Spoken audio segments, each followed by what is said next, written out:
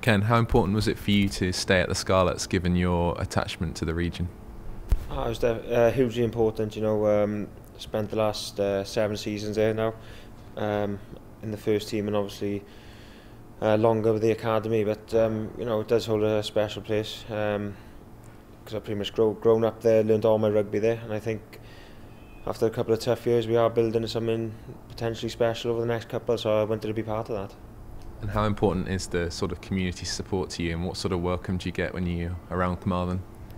It's huge. I think that's one thing that has been important over the last number of years, that we've gone back to our roots, gone back to the community. Going to local clubs and schools it's massive, and when you run out of Park Scarlets and you see people people you've perhaps met up with in various communities, it's nice to see them support, and to have that connection with your supporters and as players, they can attach themselves to you, and I think it's just good for the region. Hopefully we can get bigger support and fan base.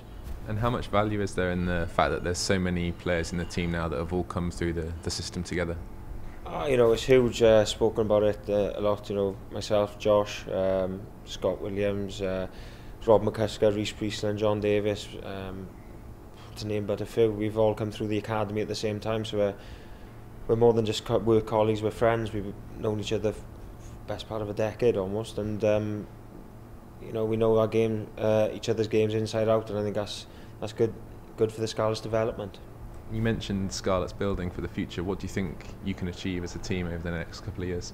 I don't think we can get too ahead of ourselves. I think we can just start battering about that we're going to be winning European Cups and things like that. Obviously we had a tough campaign this year, but I think it's still improving. We're on for a playoff place at the moment. If we win our next 4 or 5 matches, if we do that, it'll be an improvement, and then if we do the same next year, keep building year on year, I'd like to think that we can become a regular Rabo Direct playoff team in the next 2 years, and hopefully compete a little bit more in Europe. Obviously you've been with Wales for the last couple of weeks, and how have you seen the Scarlets' performances and sort of some of the guys that aren't involved in the international setup? They've been great, especially from a competition point of view. Personally, Emma Phillips and Kirby Mile have gone very well, and that's a big challenge for me now when I go back to be on the money if I get the opportunity to play. And but I think that's where the Rabos won or lost playoff wise, is how we do during these international campaigns. And to be fair to the boys, they've ground out some wins, haven't been pretty at times. With a tough game against Edinburgh. But to get that 4 points was massive, which has put us a point ahead of the Ospreys into 4th place at the moment. So, the boys have gone very well.